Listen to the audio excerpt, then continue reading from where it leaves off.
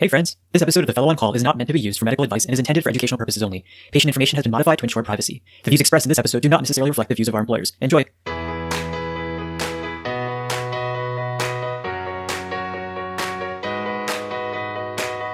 Welcome to another episode of the Fellow on Call, the Hem-Onc podcast. We're coming at you from Rillo University Medical Center. I'm Ronak. I'm Vivek. And I'm Dan. And in today's episode, we continue on our relapse refractory episode. We wanted to split this episode into multiple parts just because it was a fantastic conversation, and we wanted to make sure that you guys were able to keep up with that conversation. So we'll keep the intro short, and we're just going to get right back where we left off last week. So let's roll that show. All right, guys, we had a great discussion last week, and I want you to summarize for our listeners what we talked about. So remember our first case, we had a patient who had relapsed DLBCL after 12 months. We talked about primary refractory, early relapse within 12 months, go to CAR T. This patient had relapse after 12 months. How do we think about that patient? So as we discussed last time, the important situation here was that we wanted to assess whether or not they're platinum sensitive or platinum resistant. So we typically treat these patients with things like RICE or R-GDP. In this particular case, we mentioned that this patient also had CNS relapse, so we had to talk about what additional agents we need to add to his regimen to ensure that we have good CNS penetration. In this case, we also talked about things like intrathecal methotrexate, which can be combined with intrathecal cytarabine and also intrathecal hydrocortisone called triple therapy. And then we also talked about how, assuming that the patient gets a good response with their platinum-based salvage regimen, specifically if they get a CR, it's a little bit up for debate, but we had recommended that the patient proceed with an autologous stem cell transplant to try to address his relapse disease. However, if we also mentioned, though, that if he had a partial response, then CAR T at that point would be acceptable, similar to the patients with early relapse disease that we had previously talked about based on that Scholar 1 data. So I think that was my takeaway from last time. Have I forgotten anything?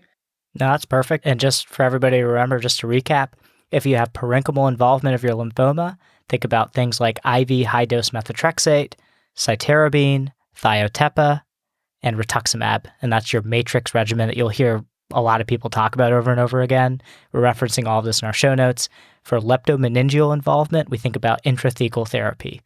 And then we talked about a slight modification on our case. We discussed a 76-year-old woman who had relapsed DLBCL 3 years after initial treatment. Her initial treatment was R-CHOP for 6 cycles. She's not a candidate for CAR T or autologous stem cell transplant because she would just be too high risk. Her performance status isn't where it needs to be for those kind of intensive therapies. We talked a little bit about R-GemOx and R-polatuzumab plus bendamustine. And we talked about, although the data is maybe a little suspect and the trial design is a little bit sketch for the polatuzumab BR, it does appear to have activity in this setting. So that is one of the options that we have at our disposal. We didn't really have a bandwidth at that point in the episode to talk a little bit more about other novel therapies. So what else is out there for patients like her? So we have 2 options that we really like to think about. And what I want to focus on now is not the BiTE therapy that we had mentioned earlier in our previous episodes, the bispecific T-cell engagers. And these 2 options I want to talk about are single agent loncastuximab, and the second thing is something called tafasitamab plus lenalidomide. So Rona, can you tell us a little bit about loncastuximab, and then I'll get into the tafasitamab lenalidomide? Yeah, absolutely, Vivek. For the purposes of discussion, you'll often hear this drug being referred to as Lonca, so we're just going to go with Lonca. So this is an antibody drug conjugate to CD19, so we wouldn't want to use this for a patient who we think is headed towards CAR T. So this can be used after CAR T relapse as well if a repeat biopsy confirmed that a patient has CD19 expression, though BiTE therapy is now preferred over CAR T relapse in most of these scenarios. And so the data that supported the use of Lonca came from the LOTUS-2 trial. So here they enrolled patients who had received 2 or more lines of therapy. This was a different population than the POLA-BR study. These patients were allowed to be transplant eligible, and they were allowed to be included in the trial if they had transformed or high-grade lymphoma. The overall response rate of this study was 48%, and a CR was at 24%. So we have clear activity of this drug, but keep in mind the CD19 target. Interestingly, 15 patients went on to CAR T after Lonca therapy, and 6 of them had complete response. And the reason, listeners, I'm harping on that CD19 is because remember, that is the same target that our CAR T cells are also targeting, right? So that is why we're reserving this for patients that wouldn't be heading towards CAR T typically. Yeah, and I think this is a good contrast to that POLA-BR trial that we had talked about, where the overall response rate was identical to the CR rate. This is what you typically see, something where it's like the overall response rate is higher and the CR rate is lower. That's more typical for a lymphoma trial. And pay attention to all the lymphoma trials we're going to talk about, and you'll see that they're all concordant with this. Again, more reason why that polatuzumab BR study has problems. Listen to our last episode to hear more about the thoughts on that problem. To move on, though, let's talk a little bit about tafasitamab and lenalidomide. So Dan, can you tell us about the studies that got that approved? Sure thing. So lenalidomide, that may sound familiar if listeners have heard our myeloma series. We discussed that drug at length, also known as Revlimid. It's one of these immunomodulatory drugs. Tafasitamab is an antibody against CD19, but it is not an antibody-drug conjugate like Lonca.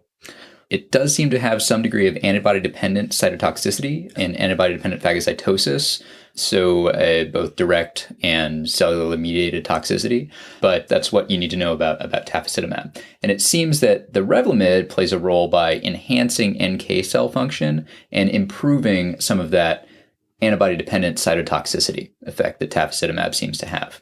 So that was the groundwork that laid the foundation for this combination, and it was studied in a phase 2 trial called the L-MIND study. We'll again have a link to that in our show notes, but this included patients that had between 1 and 3 prior therapies and were not eligible for transplant. And unlike the last trial, this excluded high-risk patients like high-grade lymphoma, transformed lymphoma, and primary refractory lymphoma patients. Only about 50% of the patients had 1 prior therapy, the rest had 2 or 3. What we saw was an overall response rate around 60% with a CR about 40%. That response had a duration of about 5 months for those that had a partial response. And for those with a CR, over half, over 50%, maintained that response at 5 years on long-term follow-up. That's based on a recent presentation at ASCO. That's suggestive of curative potential for this regimen. Very exciting stuff. The caveat here is that many of these patients did have a low IPI score. Like we mentioned, they weren't eligible if they had refractory disease. So it wasn't exactly a super high-risk population, but relapse nonetheless. We still find it promising considering this is a fixed duration, 1 year of therapy. We'll link to that ASCO 2023 abstract as well with this long-term data. Certainly an exciting regimen. Yeah, definitely. And the key thing here that everyone should take away is that we can't make any definitive conclusion whether we should use, in this patient with relapsed disease, we're not planning on platinum salvage, going to CAR T, or going to high-dose chemotherapy with autologous rescue. We don't know if we should do tafasitamab plus lenalidomide, loncastuximab, or POLA-BR. We have no idea.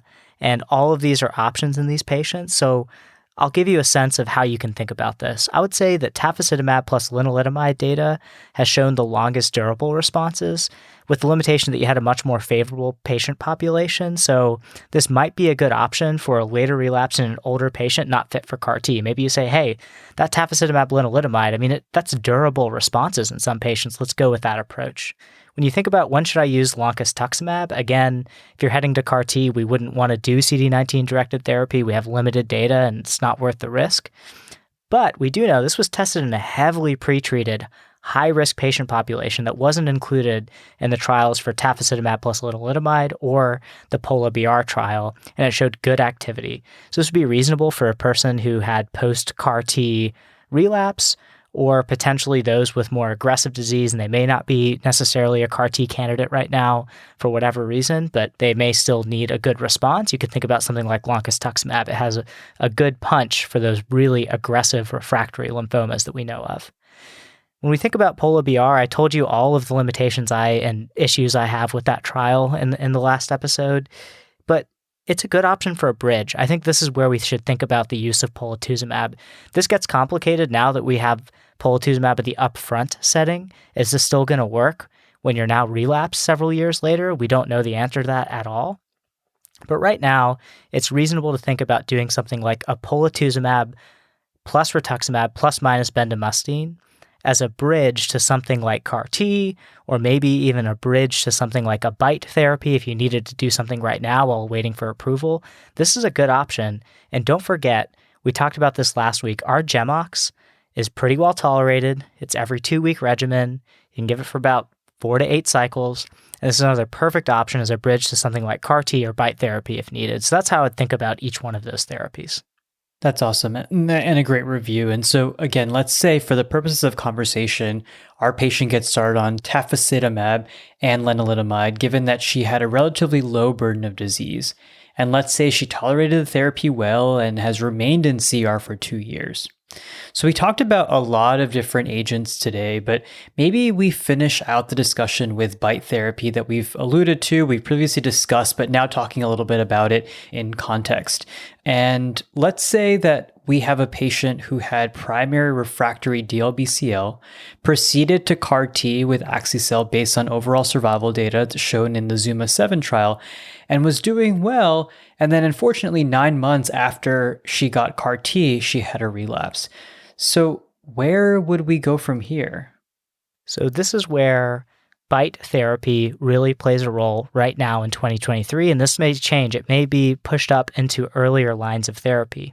Remember that you could repeat the biopsy and identify whether this patient still has CD19 expression. That actually does happen relatively commonly, even after CAR-T, and that gives the patient an option for something like loncastuximab, that CD19 antibody drug conjugate, perfect agent in this situation, right? Because it has really good activity. Or you could consider something like tafasitamab plus lenalidomide. These patients have typically seen platinum already, but you could also think about a platinum salvage if you needed to. Here's the thing. This is where BiTE therapy is essential. And there are 2 approved products now in 2023. One is called epcoritamab, which is indefinite therapy. The other one is called glofitamab, which is fixed duration for 12 cycles, each cycle lasting 21 days. So it's fixed duration versus indefinite therapy. Both of these products require step-up dosing for the first cycle. This is the same as the BiTE therapies for multiple myeloma. So you'll hear about things like teclistamab and talquetamab, which we're going to have. Finally, we're going to finish out our relapsed refractory myeloma. We kind of took a break on it for a while at some point, but we'll talk about those agents. The big thing to know about these bispecific T-cell engagers is it brings together a T-cell because it has CD3 on one end of the antibody, and on the other end of the antibody, it has its target. In this case, it's CD20. Remember, the B cells have CD20 expression, and it's like this double-sided sticky tape that says, hey, T cell, go kill this thing, kill this target, and it kills the lymphoma. So let's talk about epcoritamab. It's a subcutaneous injection. There was a study called EPCOR NHL that was published in April 2023. And in this study, most patients had primary refractory disease, and about 40% had prior CAR-T, so a very representative population. Overall response rate was an astounding 60% with a CR rate of 40%. It's pretty incredible. Grade 1 or 2 CRS occurred in about half of the patients. And ICANS, that neurotoxicity syndrome that we talked about, was uncommon only in about 6% of patients, and this is much better than the side effect profile of CAR-T therapy with something like axi-cel. There also seems to be durable response to therapy for over 1 year. We still need longer follow-up, and remember, this is indefinite therapy with epcoritamab, but it's still good to know that maybe there's a curative potential for it. The other agent, glofitamab, is an IV infusion. There was a phase 2 study published in New England Journal of Medicine in December 2022, and these patients, again, were high risk. They had prior CAR-T or refractory to CAR-T therapy, most of these patients. And the difference between this one and the other one, its fixed duration was one thing.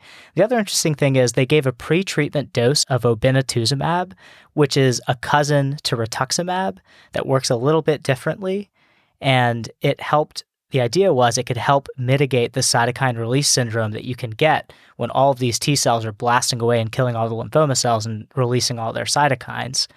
And there's a similar CR rate to epcoritamab study of about 40%, similar toxicity profile in terms of CRS and ICANS. And there also seems to be a durable response to therapy for some patients. And the major advantage, it's a fixed duration of therapy. So the bottom line, BiTE therapy is incredibly promising, works after CAR T in those who are refractory to CAR T, does not require leukapheresis like CAR T does. You can get it off the shelf and give it to the patient. And it may ultimately prove, in my opinion, to be more efficacious than CAR T potentially in the future. And that's where the field is heading. Where do BiTEs fit into this whole treatment paradigm and algorithm for these patients? And we would definitely give a BiTE therapy after CAR T relapse if the patient could tolerate it based on this data, because this is giving them durable responses. Loncastuximab didn't do that. It can be a bridge to get you here to BiTE, but BiTE is the thing that could actually give you durable responses. All right. That's really impressive stuff. So let's say our patient gets glowed up. We go ahead and give her glofitamab, and she achieves a CR. At this point, should we proceed with allogeneic transplant? Is that, we've talked about auto, but is there a role for allo in this setting?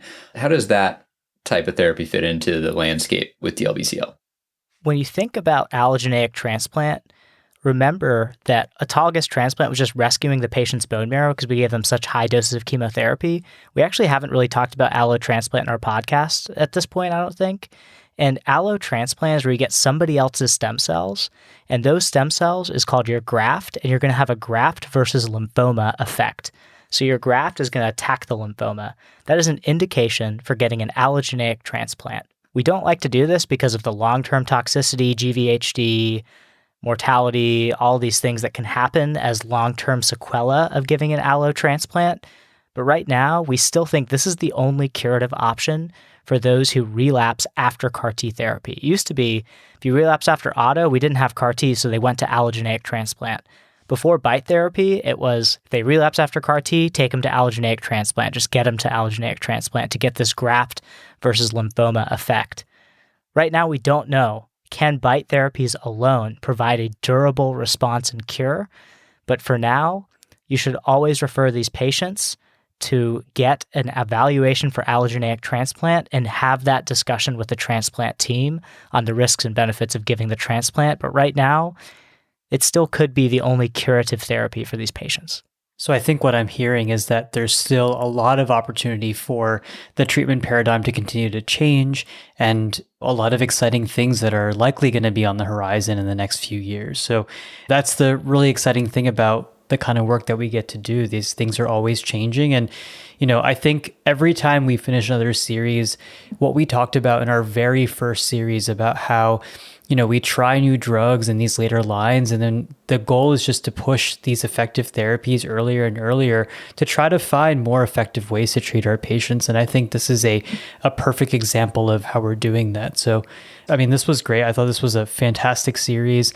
Hopefully our listeners also agree. Fun series to talk about. We'll have more lymphoma way in the future. We're going to go to solid tumor topics. I think we're doing some classical hematology after this, and then get into high-yield solid tumor topic again. But this is a great time. Yeah, I think it went well. Can't wait to get into our next series. That sounds great, guys. Well, until next time then, listeners, we'll see you all later. See you later. Peace.